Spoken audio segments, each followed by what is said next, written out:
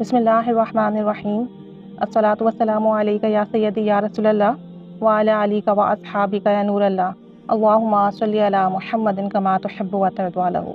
ایک خاتون سے میری بات ہو رہی تھی تو مجھے بتانے لگیں کہ الحمدللہ میرے پاس کچھ ایسے کلمات ہیں کہ جن کو پڑھ کے دعا مانگی جائے تو دعا قبول ہوتی ہے، اور کہنے لگیں کہ معاملات کچھ ایسے تھے کہ میری شادی صحیح جگہ نہیں ہوئی اور کچھ میرے گھریلو مسائل بھی تھے، میرے والد کا بھی انتقال ہو گیا، تو کہنے لگی میں دعائیں مانگتی تھی، میری دعائیں قبول نہیں ہوتی تھیں، اور میرے ذہن میں یہ بات بیٹھ گئی تھی کہ میری دعا تو قبول ہوتی نہیں ہے تو پھر میں دعا ہی کیوں مانگوں، اور رفتہ رفتہ کر کے میرے ذکر و اذکار بھی چھوٹ گئے، یعنی میں اپنے آپ سے اتنا ناراض تھی۔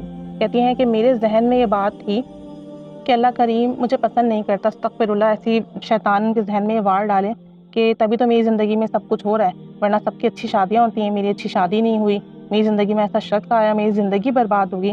کہنے لگی میرے ذہن میں ساری باتیں آئیں، سب شیطان کے وار تھے، اور پھر میں نے دعا مانگنی چھوڑ دی۔ کہتی ہیں کہ میں نماز پڑھتی تھی لیکن نماز کے بعد دعا نہیں مانگتی۔ اس کے بعد جو ہے ان کی زندگی میں اچھے لوگ بھی آئے، اور جو حضرت جی تھے ان سے بھی ان کی بات چیت ہوئی، اور جب انہوں نے کوئی وظائف وغیرہ شیئر کیے ان سے تو ان سے پوچھا گیا کہ آپ دعا کیسے مانگتی ہیں، تو انہوں نے کہا میں دعا مانگتی ہی نہیں ہوں، اور اس طرح کی بات میرے ذہن میں، تو میں نے دعا مانگنا چھوڑ دی ہے۔ تو انہوں نے ان کو سمجھایا کہ دیکھیں ایسا نہیں ہوتا، دعا تو قبول ہوتی ہے، ہم جو بھی دعا مانگتے ہیں اللہ قبول فرماتا ہے اسے، بعض اوقات فوراً قبول ہو جاتی ہے، بعض اوقات اس کے دعا کے بدلے سے کوئی برائی، کوئی حادثہ، کوئی آفت بلا مصیبت ٹال دی جاتی ہے، اور بعض اوقات ہمیں اس دعا کا اجر جو ہے آخرت میں دیا جائے گا۔ تو کہتی ہیں کہ انہوں نے سمجھایا اور کچھ کلمات مجھے سکھائے کہ آپ یہ پڑھو، آپ کی دعا قبول ہوگی۔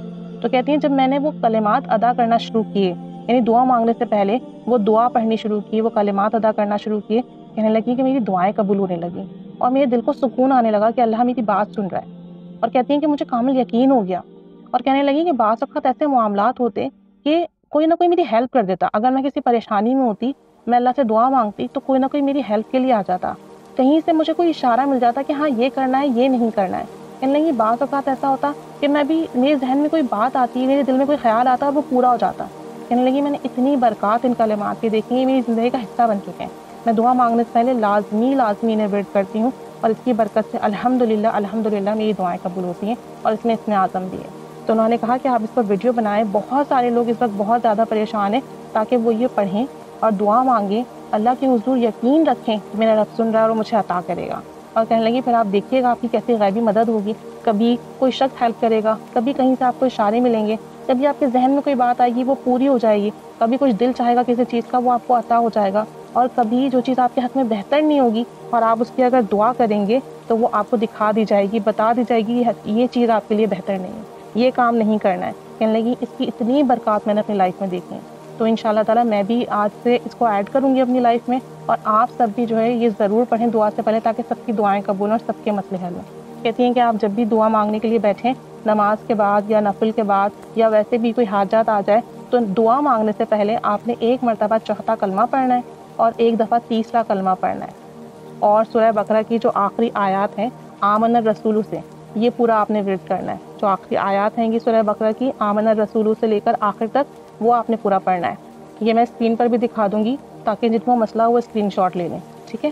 اور اس کے بعد انہوں نے کہا ہے کہ یہ کلمات پڑھنے ہیں ایک دفعہ بس، وَإِلَٰهُكُمْ إِلَٰهٌ وَاحِدٌ لَا إِلَٰهَ إِلَّا هُوَ الرَّحْمَٰنُ الرَّحِيمُ الف لام میم اللہ لا الہ الا هو الحی القیوم۔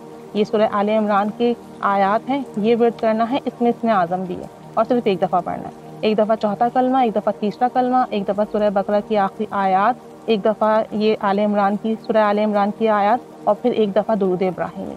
یہ پڑھنے کے بعد پھر 3 دفعہ آپ کہیں گے اللہم اغثنی یا ارحم الراحمین، اللہم اغثنی یا ارحم الراحمین، اللہم اغثنی یا ارحم الراحمین۔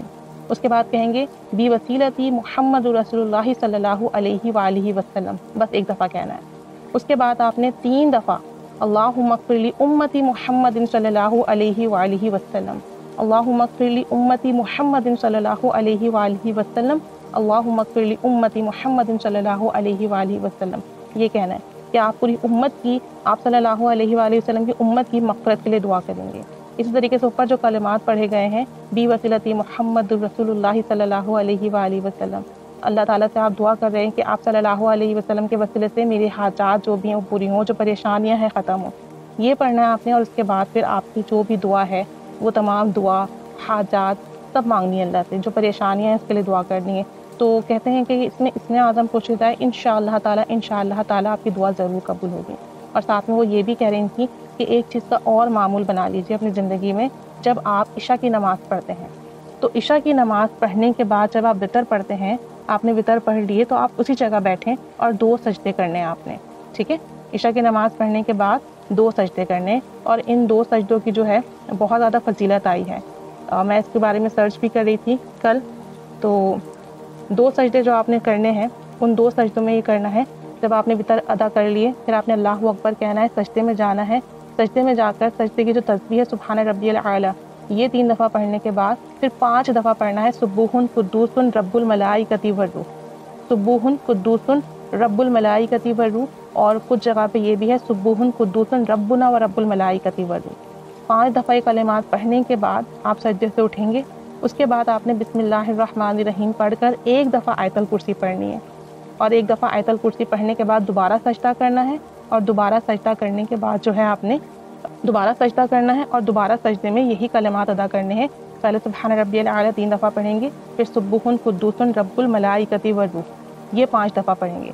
कहती हैं कि ये 2 सजदे अदा करने के बाद आप फिर उठें, आपकी जो दुआएं हैं, ज़िक्र अस्कार हैं जो आप करते हैं वो करें। कहती हैं कि इसको करने से रिस्क में बहुत वसअत आती है, आपका रिस्क वसी होगा। कहने लगी इसको पढ़ने का बेपनाह सवाब है, और ये अहादीस से भी साबित है।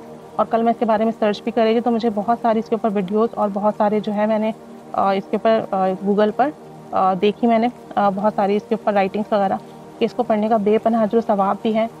आप सल्लल्लाहु अलैहि वसल्लम ने सैयदा फ़ातिमा ज़हरा रज़ियल्लाहु ताला अन्हा को ये पढ़ने के लिए बतलाया, तो हमें ये पढ़ना चाहिए कि सुन्नत से भी साबित है और आप सल्लल्लाहु अलैहि वसल्लम का बताया हुआ है, और हार्डली 1 मिनट लगेगा। और इसकी बहुत बरक़ात है पढ़ने की, इसकी बहुत बरक़ात है पढ़ने की। आपका रिस्क भी वसी होता है, और कहा जाता है कि इसके पढ़ने वाले के गुनाह माफ़ हो जाते हैं वहाँ से उठने से पहले। और इसका इतना अजर है, इसका इतना ज़्यादा सवाब है कि आप सल्लल्लाहु अलैहि वसल्लम ने फरमाया कि अल्लाह उसके नाम अमाल में 100 उम्रे का और 100 हज का और शहीदों का सवाब भी अता फरमाएगा, और 1000 फरिश्ते उसकी नेकियां लिखेंगे, उसकी दुआएं कबूल होंगी। और आप देखेंगे हम आजकल कितने परेशान हैं कि हमारी दुआएं कबूल नहीं होती, और जो है दुआएं कबूल होंगी, साथ साथ जो है अल्लाह ताला रहमत की निगाह फरमाएगा। 60 गुनहगारों को उसकी सिफारिश से माफ़ कर दिया जाएगा। क़यामत के दिन उसको शहीदों के बराबर सवाब मिलेगा। तो ये जो है छोटा सा अमल है, लेकिन इसे हमें छोटा नहीं समझना चाहिए। वक्त बेशक इसे पढ़ने में कम लगेगा, लेकिन इसकी बरक़ात बहुत है। वितर के बाद इशा की नमाज में 2 सजदे करना है। सजदों में सुब्बुहुन कुद्दूसुन रब्बुल मलाइकति वर्रूह ये 5 दफ़ा पढ़ना है आपने। और जब आप पहला सजदा करके उठ के बैठेंगे तो 1 दफ़ा आयतल कुर्सी पढ़नी है बिस्मिल्लाहिर्रहमानिर्रहीम के साथ। आप सल्लल्लाहु अलैहि वसल्लम ने ये पढ़ने के लिए दिया सैयदा फ़ातिमा ज़हरा रज़ियल्लाहु ताला अन्हा को। तो हमें चाहिए कि हम भी इसे अपनी रूटीन में रखें, अल्लाह से दुआ करें कि अल्लाह ताला हमें इसकी बरक़ात अता फरमाए। इसे पढ़ने से रिस्क में बहुत वसअत आती है। खुद तीन खातून का कहना है कि जब से मैंने ये पढ़ना शुरू किया है, अल्लाह करीम ने मेरा हाथ खोल दिया है, मेरा रिस्क वसी कर दिया है, मुझे बरक़ात अता हुई है, और मेरी जो परेशानी है, तंगी है, वो ख़त्म हुई है।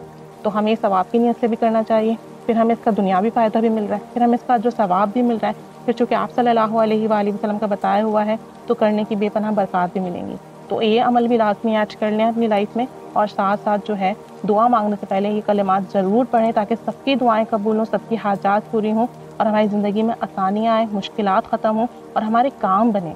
और अगर हम किसी मुश्किल में फंस जाएँ तो हमारी गैबी मदद हो, और अगर हम किसी फ़ैसले में अटक जाएँ कि हम क्या फ़ैसला करें, तो अल्लाह ताला हमारे दिल में सही फ़ैसले के लिए रहनुमाई डाल दे कि हमें ये करना और ये नहीं करना। तो लाज़मी ये 2 अमल ऐड कर लीजिए, इंशाअल्लाह ताला इसकी बहुत बरक़ात और फ़ज़ीलत मिलेंगी। बस अल्लाह ताला हमें ज़िक्र अस्कार की, दुरूद व सलाम की, और साथ साथ इस्तग़फ़ार की खूब तौफ़ीक़ अता फ़रमाए, और हमें गुनाहों से बचने की तौफ़ीक़ अता फ़रमाए। आमीन बिजाहिन नबील आमीन।